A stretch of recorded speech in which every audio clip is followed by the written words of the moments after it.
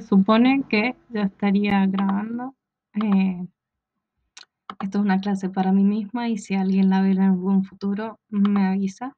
Voy a estar hablando un poco como una introducción a los apuntes de cátedra de la Casanova, que son apuntes que podemos encontrar en el campus eh, y que básicamente es de la parte que ella da de la materia, que es la unidad 3, 4, 5, 6 no sé cuánto más. Hace como estos mini resúmenes. En la unidad 3, acordémonos que la unidad 1 y 2 son solamente unidades de, o sea, de cómo es el proceso diagnóstico, habla también de los test y las formas evaluativas. Entonces, no, acá ya recién en la unidad 3 empezamos con los trastornos propiamente dichos. El ataque de pánico es uno de los primeros que vemos, que es la crisis de angustia. Crisis de angustia no es exactamente lo mismo a lo que nosotros conocemos como ataque de pánico, sino que una crisis de angustia ya se ve desarrollada cuando em, es- el ataque de pánico en realidad es algo como muy esporádico, digamos. Según el DCM-4, es la aparición temporal y aislada, la crisis de angustia, de miedo o malestar intenso, acompañada de 4 o más de los siguientes síntomas, que se inician bruscamente y alcanzan su expresión en los primeros 10 minutos. En síntesis, en crisis de angustia y ataque de pánico son lo mismo. em, Solamente que cuando se habla ya de crisis de angustia es como ya el trastorno, mientras que un ataque de pánico, si lo tuviste una sola vez en tu vida, bueno, ya no estaríamos hablando de un trastorno, sino que tuviste un ataque de pánico. Es una manera más banal de decirlo.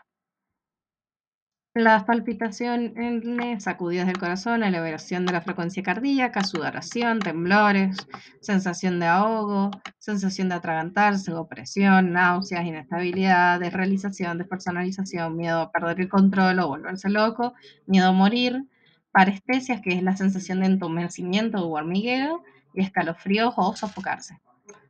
Em, Acá Vallejo viene a aclarar un poco esto de las crisis de angustia, que son episodios súbitos de aparición diurna o nocturna, no hay distinción, caracterizados por una descarga neurovegetativa, intenso agobio moral, frecuente vivencia de muerte, porque generalmente está esto de que pensás que te vas a morir, ansiedad y eventualmente inquietud psicomotriz, cuya duración no sobrepasa los 15 a 30 minutos.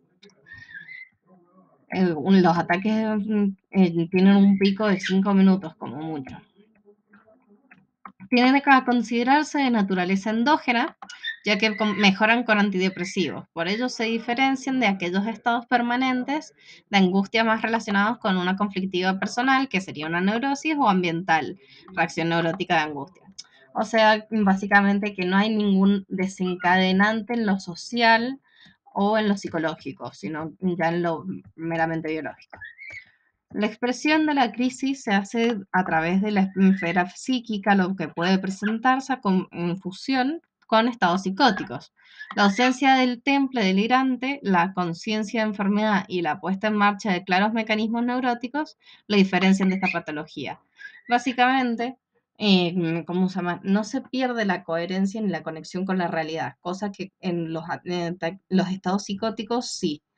Entonces, se ponen en claros mecanismos neuróticos como ansiedad anticipatoria o conductas de evitación, como por ejemplo, me siento porque siento que me voy a desmayar, entonces antes de dejarme caer, simplemente me siento, empiezo a tratar de respirar, me empieza a dar ansiedad porque digo, no, me voy a morir, me voy a morir. Lo estoy anticipando y eso son mecanismos neuróticos. Es esencial para el diagnóstico que por lo menos la primera crisis sea espontánea, aunque después sean facilitadas por diversas situaciones.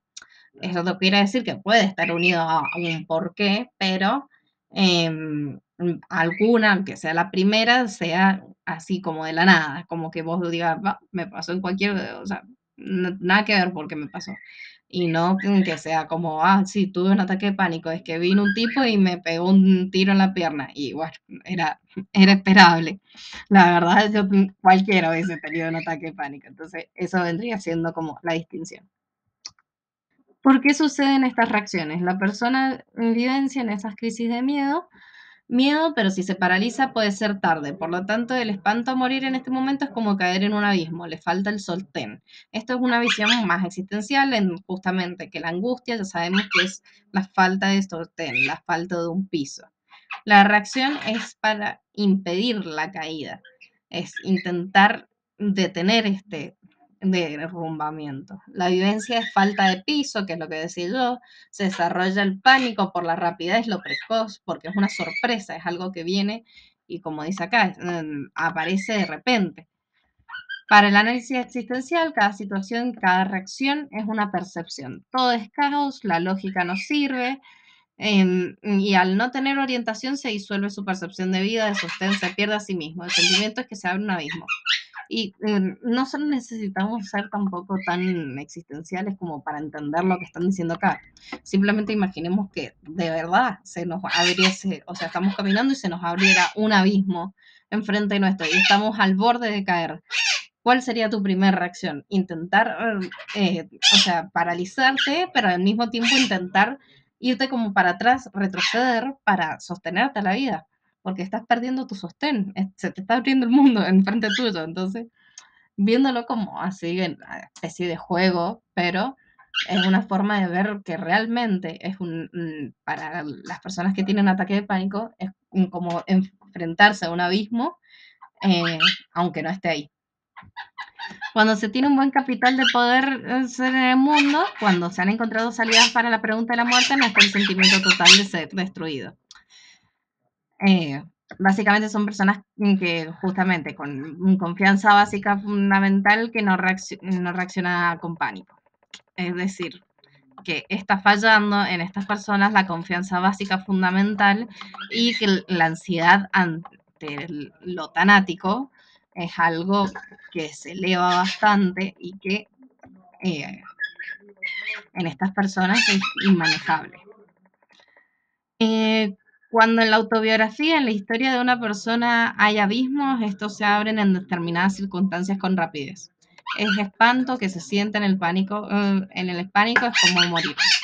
Por eso les digo yo que imagínense que esa situación tan estrepitosa de haber un abismo y demás, es en realidad algo que realmente uno, o sea, vive al menos en sensación. Entonces es espantoso. A eso me ponía re sentimental. Cuando en la autobiografía, en la historia, en este sentimiento surge por la percepción de no poder soportar cualquier cosa desconocida. En el abismo no sabemos qué es lo que va a haber en ese más allá. Es oscuro y nos deja con la incógnita, entonces no sabemos si van a haber picos, si va a haber un agua que nos salve, pero no podemos soportar nada de lo que esté en ese abismo, solo sabemos que no queremos caer. La reacción es exagerado porque toca algo, vivencias no enfrentadas, donde no se tomó posición y que han quedado vacías y aparece la situación como un sentimiento mortal. Son, es de algo que, digamos, por así decirlo, no es que sale de la nada, sino que se vive como que sale de la nada, pero tiene una cierta raíz angustiosa que aparece como dice acá, en situaciones donde no se tomó posición. Puede ser un robo, una persona a la que le robaron y que no pudo tomar una posición y se paralizó o algo así y ahora va caminando por la calle y tiene un ataque de pánico y la segunda vez le da un ataque de pánico de nuevo en la calle y la tercera, de nuevo, cuando estaba pasando por ese lugar, le dio un ataque de pánico. Entonces es como que lo toca, pero no lo causa, por así decirlo, porque es una reacción biológica, pero que está unida a un inconsciente, inevitablemente, donde no se tomó posición y se ve. El pánico es una angustia básica fundamental.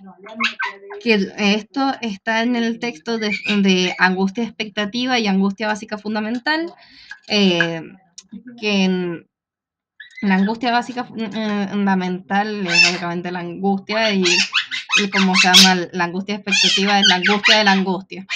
Cállate, por Dios.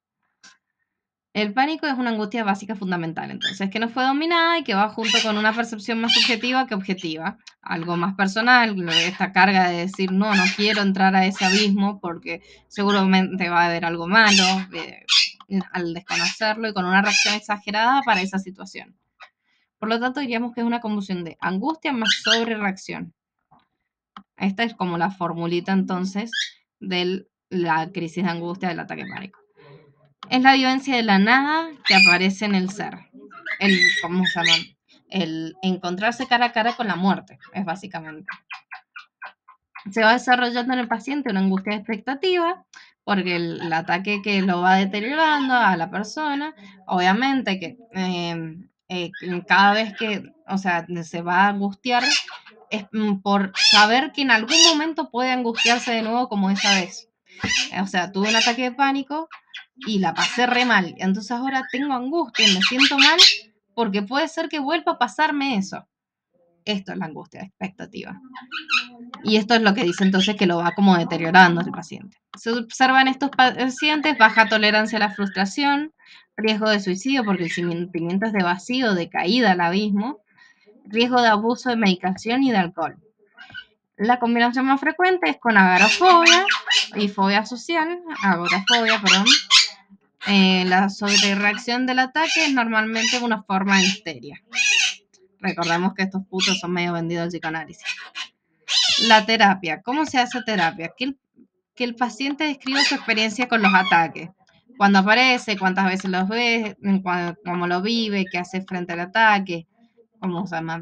Básicamente obtener información, tomar su descripción para su descripción un ataque en concreto, o sea, agarrar uno y que lo describa bien con la descripción fenomenológica. Así el paciente evita la huida emocional, que básicamente lo que describa solamente así, sin cargas emocionales, sin cargas. Lo enfrentamos cognitivamente al ataque y lo ayudamos a mirarlo con calma, acercarse a él, o sea, que nos cuente como el paso a paso que hizo, sin sacándole un poco esto de ¿y cómo te sentiste? Preguntarle cuál puede ser el desencadenante. Se necesita una mirada muy calma para descubrirlo. Muchas veces aparece como un síntoma corporal porque hace una disociación entre su cuerpo y sus emociones.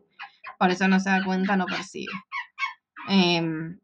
Puede ser una persona con ataque de pánico que empieza todos los días con dolores de espalda y estos dolores de espalda en realidad es porque justamente siente que se ha cargado a muchas vivencias, mucho dolor y qué sé yo, alguna pelotude así, un flash. No surge espontáneamente, no viene solo, siempre está acompañado de sentimientos desagradables. El pánico es la reacción activa de un sentimiento. El pánico lo haces vos, no vienes por sí solo. ¿Cómo se llama? Es decir, el pánico no es como que solamente tenés pánico, va a activar tristeza, va a activar angustia, va a activar enojo, puede activar lo que sea. Por eso tenemos tantas formas de actuar frente a diferentes situaciones las personas, los seres humanos. Pero activa un sentimiento. El pánico lo haces vos. De la misma manera en que me hago el pánico, me lo puedo sacar. Explicamos que no es un automatismo, sino que se hace. O sea, básicamente que hay mucha carga subjetiva de que nosotros de cuando ya empezamos, o sea, sabemos que viene el ataque de pánico y entonces empezamos a angustiarnos y empezamos, ay no, viene el ataque, me voy a morir, esta vez sí me voy a morir y bueno, me tengo que sentar y no, me voy ya a morir y y me hago la cabeza. Y eso es lo que se refiere a que se hace el pánico. En cambio, si yo ya sé que estas situaciones pasan por tal cosa y la razón y todo, entonces agarro y digo, bueno, ¿qué puedo hacer diferente? ¿Qué puedo hacer activamente? ¿Qué es el próximo paso? ¿Qué es que ahora para sacármelo y agarrar y ¿cómo se llama? Es de última enseñarle técnicas de respiración o algo así, entonces el sujeto se sienta y cuando sabe que está por venir el ataque de pánico, en vez de enfrentarse con el pánico que empezaba a desarrollar él mismo, se sienta y empieza a respirar. empiezan a hacer técnicas de respiración que lo terminan relajando y ayudan a que no se cometa un ataque de pánico de vuelta. Entonces, lo primero es calmarse, sensibilizarse, conocer los síntomas, o sea, primero es conocerse y saber cómo vamos a reaccionar cada uno, respirar bien, darse tiempo y concentrarse en la respiración. La respiración es fundamental porque una persona con buena respiración es casi imposible que tenga un ataque de pánico. Eh, la buena respiración ayuda a todas estas problemáticas que podríamos llegar a tener. Al principio tienen miedo las personas y obviamente que lo van a tener porque saben con qué se van a encontrar, pero haciéndolo más consciente y trayéndolo con sus causas y sus formas de actuar, se dan cuenta que es necesario que, porque enfrentando sus miedos pueden mejorar toda su situación corporal, más la situación psíquica, más demás. Son percepciones que ayudan a sostenerse, a buscar el autosostén, ¿no? Y a reencontrarse con ese autosostén que nos mantiene vivos para, no, para escapar de este vacío. Porque no importa si la tierra se abre abajo mío, si yo me estoy sosteniendo de algo que no se va a caer. Y uno mismo es el mejor sostén. Ningún sentimiento de pánico aparece sin un sentimiento de estrés, de estrechez, ay, vivenciada como profunda y peligrosa. Es decir, que esto, como decíamos antes, si bien es algo puramente biológico, es como que se traduce, pero eso no significa que no tiene un origen tan así con una situación peligrosa, una situación que nos haya expuesto y que nos haya acercado a este pánico, a esta vivencia de muerte. Así que bueno, nada, sería eso todo y al menos por esta parte. Ahora